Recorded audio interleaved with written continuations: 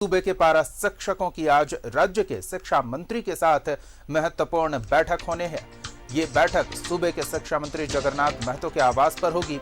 सुबह 10 बजे से होने वाली इस बैठक में स्कूली शिक्षा सचिव राजेश शर्मा, प्राथमिक शिक्षा निदेशक शैलेश चौरसिया, राज्य परियोजना के प्रभारी पदाधिकारी जयंत मिश्रा भी मौजूद रहेंगे।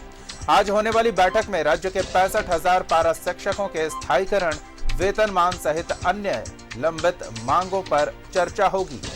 इस बैठक की खास का अंदाजा इसी बात से लगाया जा सकता है कि पारा शिक्षकों के सभी गुट के नेता इस बैठक का हिस्सा होंगे। दरअसल राज्य में नई शिक्षा नीति लागू होने से पारा शिक्षकों पर लिए जाने वाला फैसला सबसे ज्यादा बड़ा रोड़ा बना है। नई शिक्षा नीति में पारा शिक्षकों के लिए कोई जगह नहीं है। नई शिक्षा नीति कहती है किसी भी राज्य में अब पारा शिक्षक नहीं रहेंगे। तो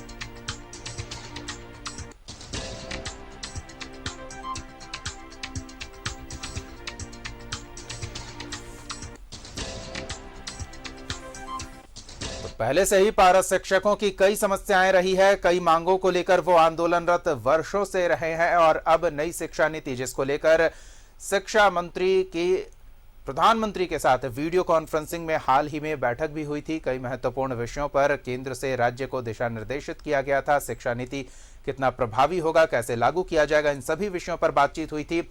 लेकिन यही नई शिक्षा नीति पारा शिक्षकों के लिए बड़ी समस्या बनकर खड़ी हो गई है। हमारे सहयोगी अजय लाल जुड़ रहे हैं, हम सीधे उनका रुख करेंगे और पूरे मसले पर बातचीत करेंगे और जानेंगे कि शिक्षा मंत्री के साथ पारा शिक्षकों की ये बैठक कितनी महत्वपूर्ण है, क्योंकि नई शिक्षा नीति में पारा शिक्षकों के लिए कोई जगह ही नहीं है। जी अजय। बिल्कुल दीपक, देखिए इस मामले में अब सरकार को आर या पार फैसला लेना होगा। जाहिर सी बात है, कई सालों से जब सूबे के शिक्षा मंत्री बैद्यनाथ राम हुआ करते थे, उसके बाद कई और शिक्षा मंत्री बने, नीरा यादव बनी, उसके बाद अब जगन्नाथ महतो, उसके पहले से बैद्यनाथ राम जब सूबे की शिक्षा मंत्री थे, उसके पहले से यह मामला चला रहा है। सभी सरकारों ने पारा शिक्षकों के मुद्दे को टालने की कोशिश की और कई बार पारा शिक्षकों ने आंदोलन भी किए, उन पर लाठी चार्ज भी हुआ। जाहिर सी बात है, जब राज्य में भाजपा की सरकार हुआ करती थी तो पारा शिक्षकों के तमाम आंदोलन में उस समय बतौर विपक्ष नेता जगन्नाथ महतो शामिल हुआ करते थे, विपक्षी विधायक के हैसियत से। अब जबकि उनके कंधों पर शिक्षा विभाग की जिम्मेदारी है, तो पारा शिक्षकों को यह लग रहा है कि जो व्यक्ति हमारे साथ आंदोलन में लगातार खड़ा रहता था, अब उसी के हाथ में फैसला लेने का अधिकार है। लिहाजा पारा शिक्षकों की उम्मीदें काफी बढ़ गई है। अच्छी बात यह है दीपक कि शिक्षा मंत्री जगन्नाथ महतो इस मामले को टालने के मूड में नजर नहीं आ रहे हैं। जब वो बीमार नहीं पड़े थे, उसके पहले भी वो कई बार अहम बैठक कर चुके हैं और जैसे ही वो स्वस्थ होकर रांची लौटे, जैसे ही उनका प्रभार मिला, आपको याद होगा कि जिस दिन युवा मुख्यमंत्री हेमंत सोरेन ने जगन्नाथ महतो को शिक्षा मंत्री का प्रभार वापस किया था, उसी दिन शिक्षा मंत्री ने पारा शिक्षकों के कल्याण कोष के लिए बनने वाली जो कल्याण कोष है उसकी फाइल पर उन्होंने हस्ताक्षर किए थे। जाहिर सी बात है, इस वक्त मैं शिक्षा मंत्री जगन्नाथ महतो के आवास पर ही मौजूद हूं और हमारी बाईं तरफ का हिस्सा हमारे देवाशीष सहयोगी दिखाने की कोशिश करेंगे। इसी जगह पर बैठक होगी, कोई बंद कमरे में बैठक नहीं होगी, कोई गुप्त एजेंडा नहीं होगा, सब कुछ सार्वजनिक होगा दीपक। तो उम्मीद की जा रही है कि पारा शिक्षकों की जो कई मांगे हैं कि उन्हें वेतनमान दिया जाए, अस्थायीकरण किया जाए, इन तमाम चीजों पर आज अहम चर्चा होगी। सूबे के कई बड़े अधिकारी भी मौजूद होंगे। जैसा कि मैंने पहले भी कहा कि अच्छी बात यह है कि जगन्नाथ महतो लगातार इस मामले को सुलझाने में लगे हुए हैं। किस हद तक उन्हें सफलता मिलती है, क्या कुछ होता है, ये बात की बात होगी। लेकिन आज अहम बैठक है पारा शिक्षकों की शिक्षा मंत्री के साथ। सूबे के स्कूली शिक्षा सचिव राजेश शर्मा के अलावे प्राथमिक शिक्षा निदेशक जयंत मिश्रा जो है प्रशासनिक अधिकारी, वो तमाम लोग मौजूद रहेंगे। तो ये अहम बैठक है, क्या कुछ नतीजा निकलता है, कितने संतुष्ट होकर पारा शिक्षक वापस लौटते हैं। ऐसा इसलिए भी कि 15 अगस्त के बाद पारा शिक्षकों ने आंदोलन की घोषणा कर रखी है। यह यकीनी तौर पर मान के चले कि यदि इस बार फिर से आंदोलन हुआ तो सरकार की भी किरकिरी होगी, जिसने अपने चुनावी भाषणों में कहा था कि सरकार बनने के 80 दिनों के भीतर पारा शिक्षकों की समस्याओं का समाधान होगा। ये तमाम चीजें हैं, तमाम उम्मीदें हैं। बैठक का नतीजा क्या होता है ये देखने वाली बात होगी दीपक।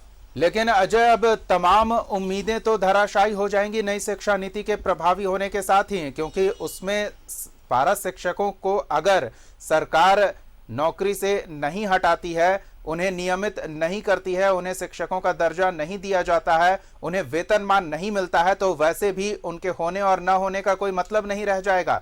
तो सारे मुद्दे सिमट कर इस एक मुद्दे पर आकर अटक जाएंगे। बिल्कुल दीपक, देखिए जो शिक्षा जो विभाग होता है, शिक्षा जो है राज्य सरकार के अधीन आता है। केंद्र सरकार इससे बहुत ज्यादा गाइडलाइन नहीं करती। नई शिक्षा नीति राज्य में लागू होगी या नहीं होगी, ये पूरी तरह से सूबे के मुख्यमंत्री हेमंत सोरेन के अधीन है। केंद्र इस मामले में सीधा डायरेक्शन राज्य को नहीं दे सकता, क्योंकि ये 7वीं अनुसूची का मामला होता है। राज्य सरकार के अधीन ये चीजें होती हैं। इसमें केंद्र सरकार सीधे हस्तक्षेप नहीं करता कि अमुक तारीख से आपको नई शिक्षा नीति लागू करनी है। ये राज्य सरकार के हाथ में है।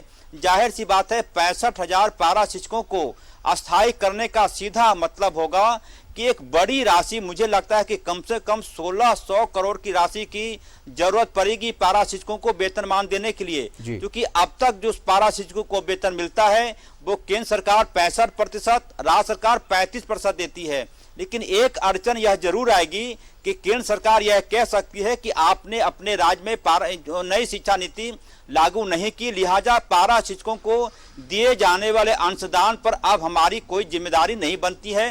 आप कैसे उन्हें वेतन देंगे, कैसे समायोजन करेंगे, ये तमाम चीजें हैं। और इन सब के बीच एक बड़ी बात यह भी कि कुछ माह पहले केंद्र सरकार ने पारा शिक्षकों के मद में दी जाने वाली राशि में कटौती कर दी। केंद्र सरकार ने कहा था कि ऐसे पारा शिक्षक जो कि राज्य सरकार के अस्थायी पद के विरुद्ध काम कर रहे हैं, उनका वेतन सरकार खुद दे। यानी कि इसको ऐसे समझिए कि किसी स्कूल में अस्थायी शिक्षक के पद खाली हैं और राज्य सरकार उसे नहीं भर रही है और उस एवज में पारा शिक्षक काम कर रहे हैं, तो केंद्र ने कहा है कि हम इसका वेतन क्यों देंगे। कई प्रकार की राशि की कटौती की है। तो मुझे लगता है कि इस नई शिक्षा नीति के मामले पर केंद्र और राज्य सरकार के बीच टकराव भी हो सकते हैं। राज्य सरकार पारा शिक्षकों के जो मद की राशि है उसका डिमांड करेगी, केंद्र यह कहेगा कि अब तो नई शिक्षा नीति लागू हो गई। पारा शिक्षक तो केंद्र और राज्य के बीच टकराव की एक और वजह बन रही है पारा शिक्षकों से जुड़ी हर समस्या। देखना होगा कि आज की बैठक में क्या एकमत होते हैं सरकार और पारा शिक्षक इन मुद्दों को लेकर। अजय, नजर बनाए रखें। फिलहाल इन तमाम बातचीत के लिए बहुत बहुत धन्यवाद।